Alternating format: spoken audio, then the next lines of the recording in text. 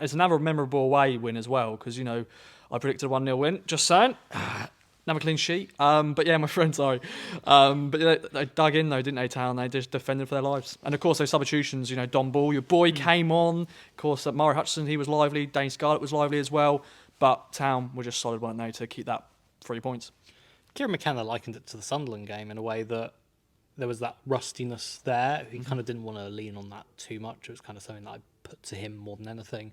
But there was a side where Town came into that game, having not played competitive football in a very long time, and it's, again, 3 weeks in this kind of season where Bristol City had played on Saturday and won here.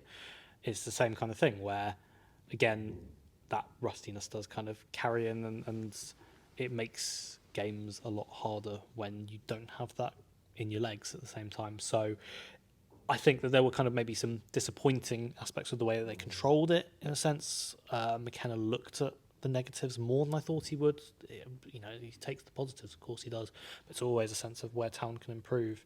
I think there was a sense of disappointment with the way they controlled the game, but when they're putting their bodies on the line, it was a lot like that Sunderland game where they needed to do the same thing, and they maybe felt it in the legs quite a bit towards the end. Not one that Town have had too many of recently. If you look at, say, QPR, they won it quite late. Huddersfield was a late equaliser. Maybe Southampton to an extent, but even then I think Bristol City put more pressure on than Southampton did. So maybe a slightly different way to win a game. Similarities to the Sunderland one, but they'll need to have it in their locker, absolutely, and they'll be so much better off having ran their legs off today when you're going into that Plymouth game, then going into Fulham as well. Squad depth is going to be tested. It's going to be important. It's going to be a really, really hectic run going towards the next international break. Definitely, my friend. I want you to do one thing. Can you pinch me?